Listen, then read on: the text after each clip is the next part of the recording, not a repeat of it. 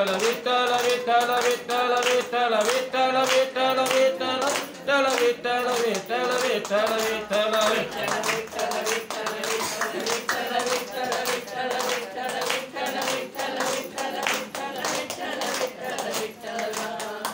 असं करता करता करता करता परत बाबा निघालेले आहेत आणि बस आता विठ्ठलाचं मंदिर आलेलं आहे आणि जी पहिली पायरी आहे नामदेवाची म्हणतात ना तिथपर्यंत समजा पहिले पायरी नाही झाली होती तयार पण तिथपर्यंत जी आहे तिथपर्यंत जाऊन पोहोचल्यानंतर काय झालं काय चमत्कार झाला बघा बसा खाली रामकृष्ण तर काय झालं जे लागली म्हणजे जे आस होती जे भगवंताची जी आस होती नाही का पण ती भगवंताची आस एवढी काही होती मनामध्ये कधी कधी येतो पाहत तसे वाट माऊलीची नाही का जशी माऊलीची वाट बघतोय आईची वाट जशी लेकी नाही का मुलगी बघतोय तशीच हा परत बुवा एवढी काही भगवंताची वाट बघत होता केव्हा केव्हा येते केव्हा केव्हा नाही एवढी तर पोचल्यानंतर काय बघतोय तर त्या मंदिराला काय होता एवढा मोठा ताला होता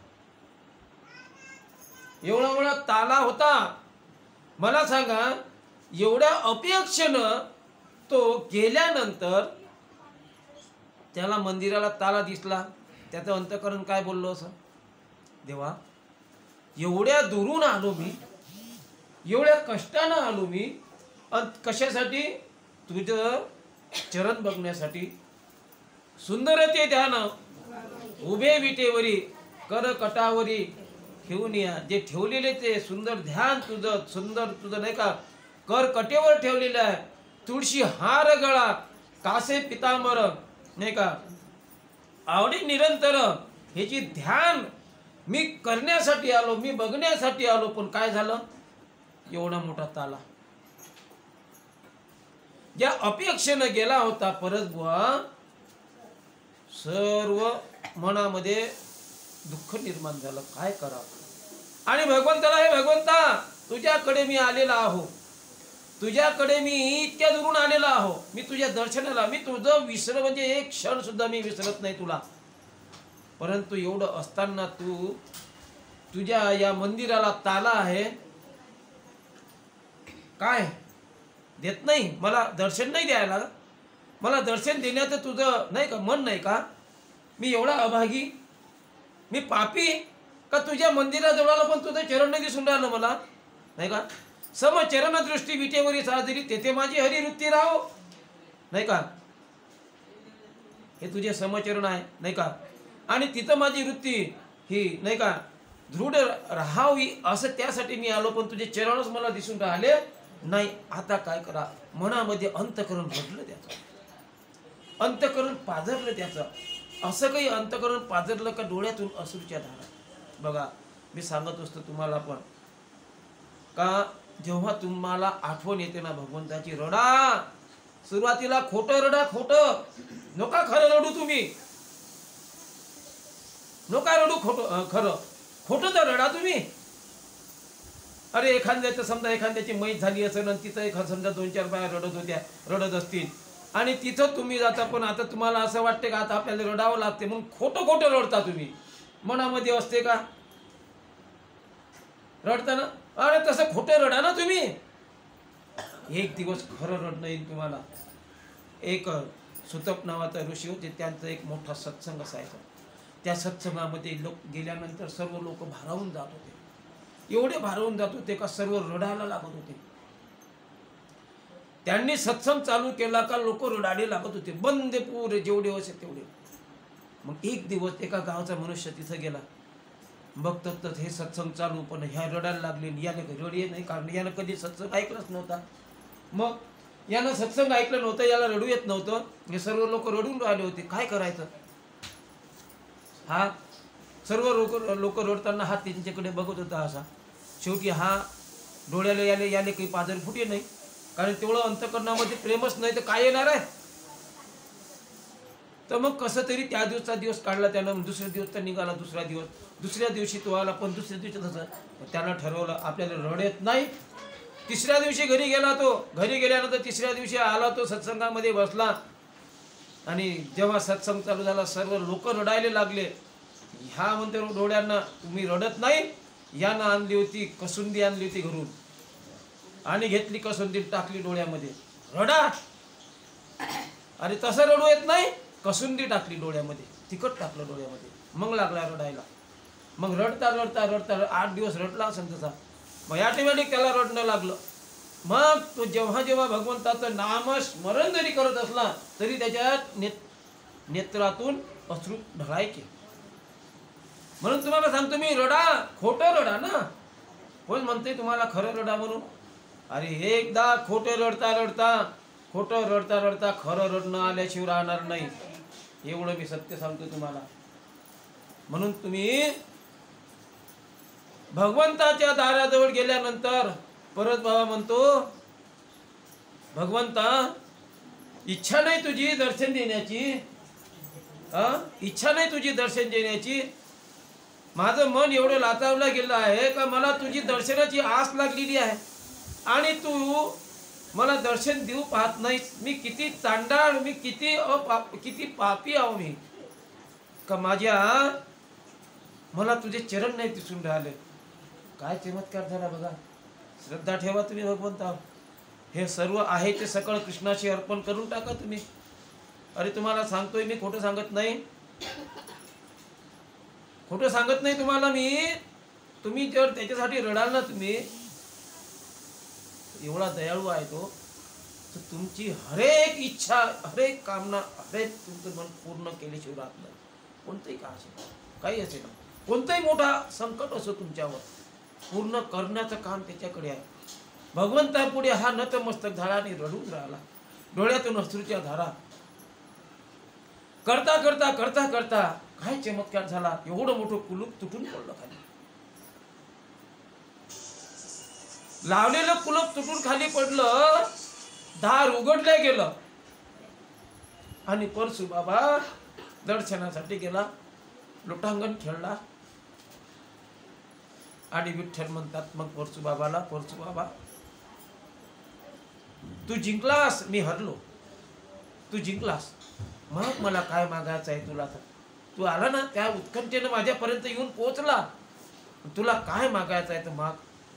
परसू बाबा म्हणतो, भगवंता याच्या व्यतिरिक्त काय मागू मी तुम्हाला? आज मला जे काही, आज माझी जी तपश्चर्या आहे, माझी जी भक्ती आहे फलास आली. मी तुझं चरण बघण्यासाठी आलो. परंतु ताला असताना, ताला जेव्हा तुटून खाली पडतो तर यापेक्षा तुला मागू तरी काय? आता काय मागायचं राहिलं? पण एक जाता जाता तुला मागून जातो. माग, तू जे मागशील तुला देईल. भगवंत मूर्तीतून साकार रूप निर्माण झालं. भगवंताला म्हणतो, तू परसू बाबा काही देऊ नको. हा वारसा चालवण्यासाठी, हा वारसा चालवण्यासाठी, हे माझ्या कुळामध्ये मला मूलबाळ नाही, मला एक तरी मूल दे. हा कुळ चालवण्यासाठी, हा तुझा वारसा चालवण्यासाठी. जा तथास्तु. त्याला दिलं तर त्यांना आशीर्वाद दिला. त्यांच्या पोटी एक सुंदर रत्न जन्माले आलं. तर ते रत्न कोणतं आहे? सावता माळी. सावता माळी. आणि ते रत्न जन्माले आलं तेव्हापासून भगवंताचं स्मरण करायचं. जन्माले आल्या आल्या साधारण नव्हता सावता. कारण कोणाचा प्रसाद होता? विठ्ठलाचा प्रसाद होता तो. आणि विठ्ठलानं दिलेला प्रसाद. मग सावता माळी सुद्धा लहानपणापासून हा विरक्त होता. करता करता करता करता भगवंताच्या, विठ्ठलाच्या, नाही का, विठ्ठलाच्या ध्यानामध्ये विलीन होऊन जायचा. छोटा होता, छोटाचा मोठा मोठा मोठा मोठा झाला. आणि मग त्याचं लग्न करून द्यावं लागतं. म्हणून आपल्या वडिलांनी परशुबाबांनी एक सुंदर पत्नी बघितली आणि पत्नी बघून त्या पत्नीचं नाव होतं जना. काय होतं? तिचं नाव जना होतं. तर त्यांच्यासोबत चांगला विवाह लावून दिला. आणि मग हा सावता जो होता, हा सावता सतत जे वडिलांना जे मदत करायचा आणि वडिलांना सांगितलं का बाबा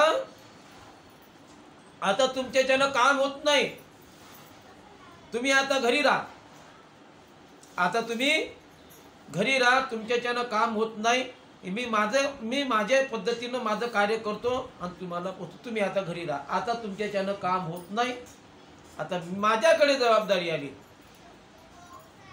मग सावता दररोज जायचा आणि विठ्ठलाच्या भक्तीमध्ये विलीन होऊन जायचा. विठ्ठल विठ्ठल विठ्ठल विठ्ठल. आणि असं करता करता एक दिवस नामदेव महाराज आणि ज्ञानेश्वर माऊली हे उत्तर देशाकडून जेव्हा असं भ्रमण करत करत करत करत करत जेव्हा आले तर पांडुरंगाच्या नाही का विठ्ठलाच्या मंदिरामध्ये गेले. आणि विठ्ठलाच्या मंदिरामध्ये, कारण नामदेवाला काय झाला होता? गर्व झाला होता आपल्या भक्तीचा. का नामदेव महाराज म्हणायला लागले का मला देव पहिल्यांदा मिळाला, मला पहिल्यांदा देव मिळालेला आहे, तुम्हाला नंतर मिळाला असेल, मला अगोदर मिळालेला आहे, मला गुरु करण्याच्या अगोदर मला देव मिळाला आहे. हा अभिमान झाला त्याला. म्हणून कोणी किती भक्ती करत असेल, कोणाला काय असेल, त्याचा अभिमान कधी करू नये. धन किती असेल त्याचा कधी अभिमान करू नये माणसाला. ज्ञान किती असेल त्याचा अभिमान करू नये. जे तुमच्याकडे जास्त असेल त्याचा अभिमान माणसानं कधी करू. कारण अभिमान हा रावणाचा नाही पूर्ण झाला.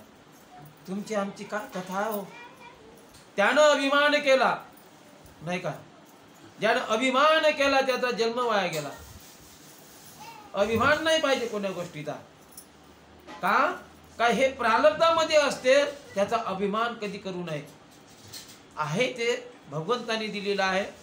तर तुम्ही जर अभिमान केला, गर्व होता ताठा त्याच्या यमपंथी वाटा नाही का. प्रमाणच जागोजागी प्रमाण आहेत संतांचे. गर्व होता ताठा म्हणजे अभिमान, गर्व होता ताठा त्याच्या यमपंथी वाटा. त्याच्या वाटा कुठं आहेत? त्याचा रस्ता कुठे जातो? यमाच्याकडे. म्हणून कोणत्याच गोष्टीचा गर्व करायचा नाही नाही का. तर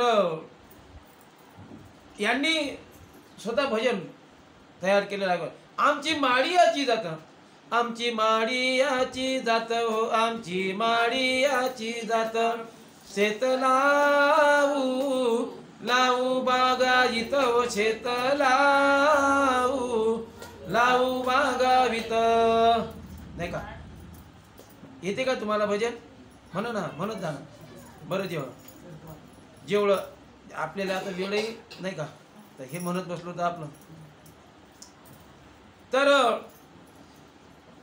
यांनी जे भजनाची रचना, भरपूर भजन रचना केलेली आहे. कोणी? सावता माळ्याची नाही का.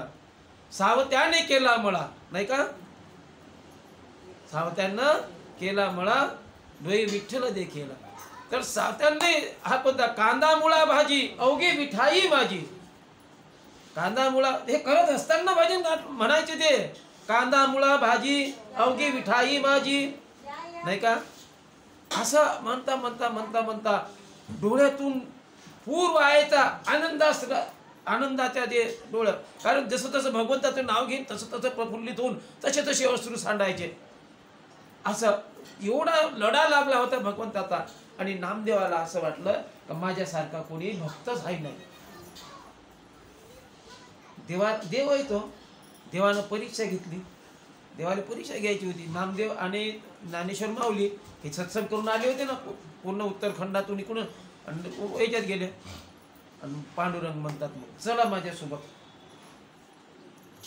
मग चाला कुठं? चाला तर सोबत माझ्या. पांडुरंगानं दोघांना सोबत घेतलं आणि पांडुरंग समोर आणि हे दोघं माग माग माग माग माग माग जाता जाता अरण भेंडीला गेले. अरण भेंडीच्या असं आखरामध्ये गेल्यानंतर त्यांना थांबा म्हणते, मी थोडं पाणी पिऊन येतो. आणि तिथंच त्याचा मळा होता सावत्याचा.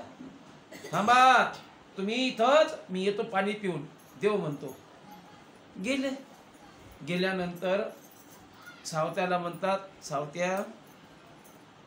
अरे बाबा. आणि सावत्या काय करून राहिला होता, तिथं ते पाणी चालू होतं ना, मोठीनं पाणी चालू होतं, त्या मोठीच्या याच्यामध्ये ते भाजीपाला धुवून राहिला होता. ते पाणी वाहत होतं. आणि आल्यानंतर यांनी रूप बदलून आले होते. आल्यानंतर ते जेव्हा ते रूप त्याच्यावर त्या पाण्यामध्ये पडल्यानंतर हे अलग रूप, आणि त्याच्यामध्ये काय दिसे, विठ्ठलाचं रूप दिसे. आणि त्यांनी ओळखलं, तेवढी शक्ती होती त्यांच्यामध्ये विठ्ठला. आणि म्हणतात, अरे सावत्या, का मला लपव, माझ्या मागं चोर लागले, माझ्या मागं चोर लागले, मला लपव. बघतो तर वेश दुसरा होता. असं का, माझी परीक्षा घ्यायसाठी आले का?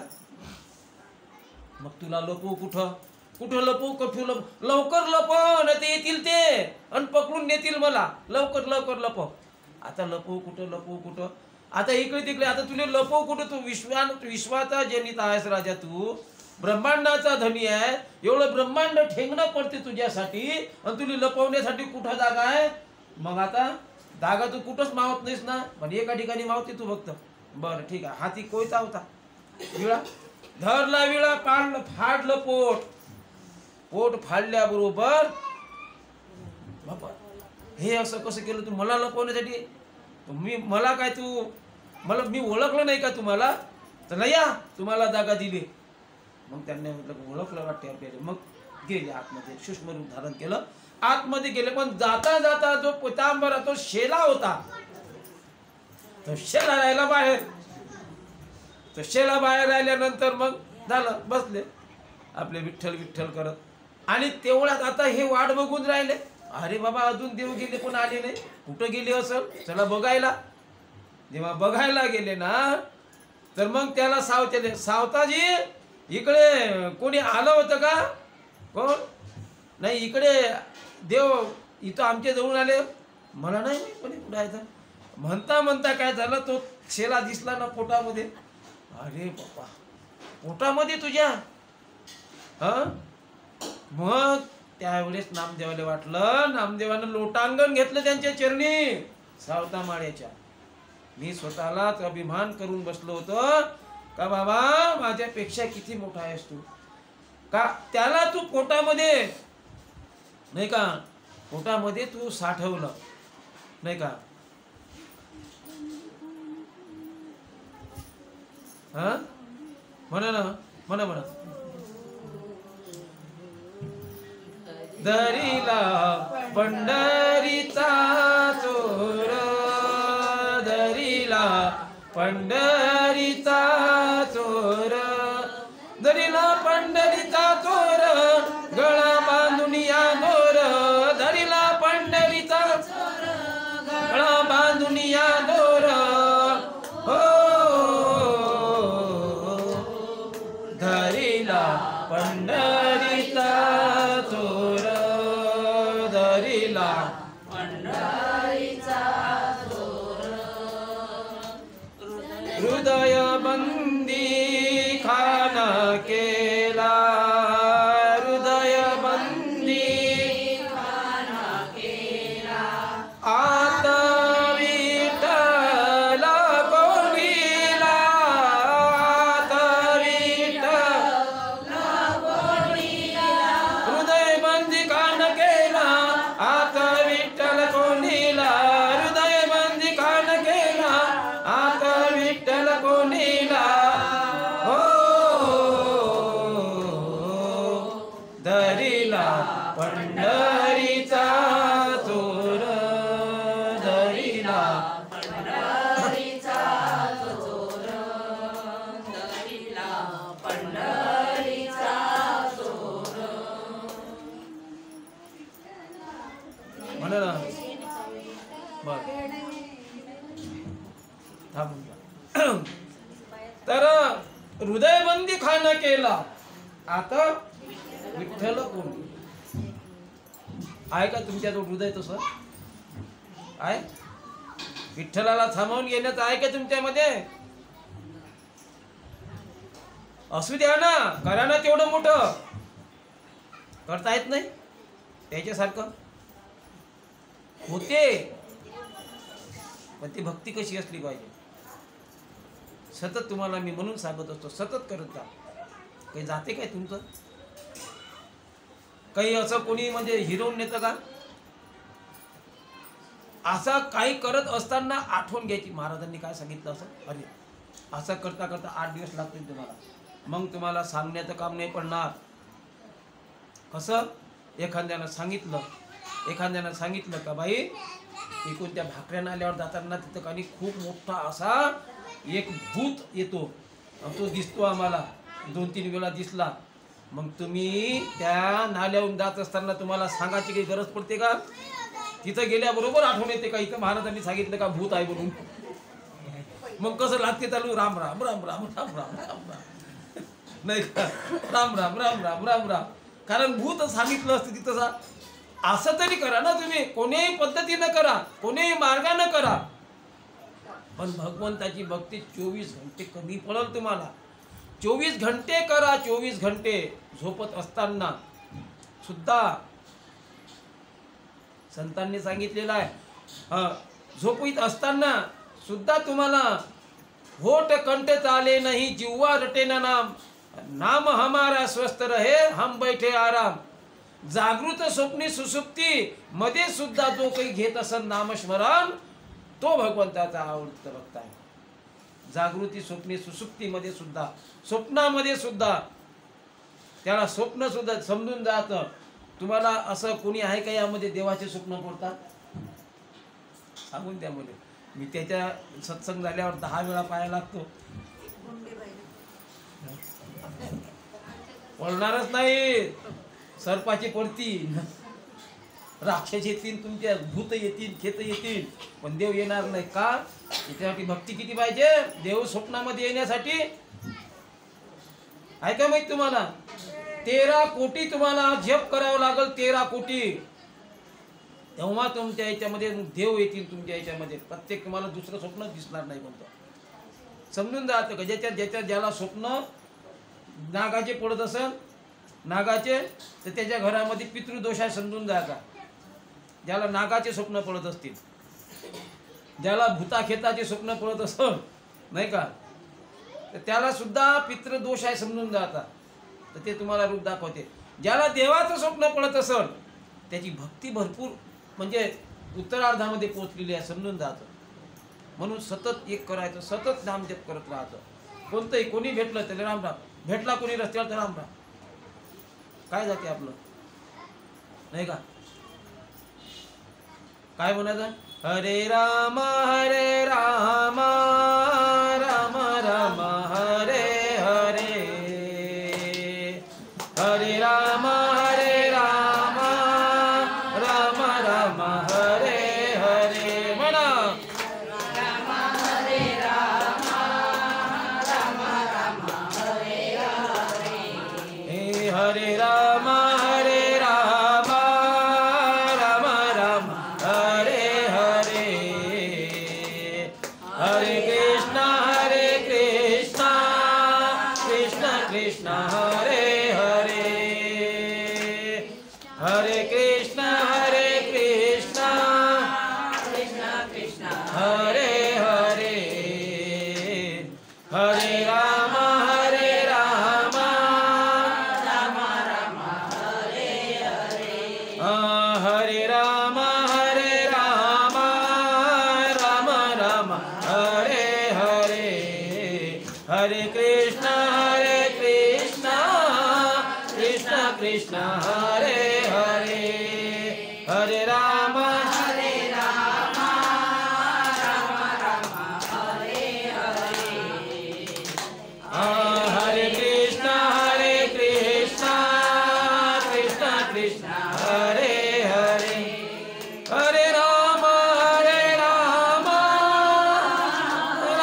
हरे हरे, हरे राम हरे राम राम राम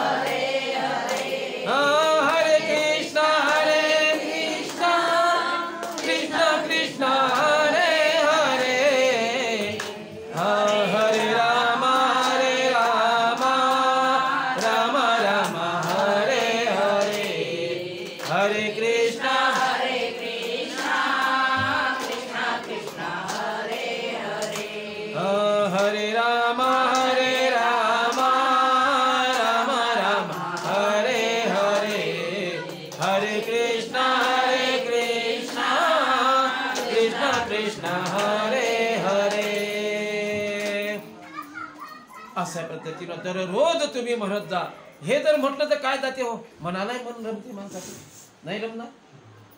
असं जर म्हणत राहिलं नाही रामजप तर हेच म्हणत राहायचं, भजनच म्हणत राहायचं, हरे रामाचं रामजप म्हणा. जे तुमचा मंत्र असेल तो म्हणा, जे तुमची अधिष्ठात्री देवता असेल त्याचा मंत्र म्हणत राहा.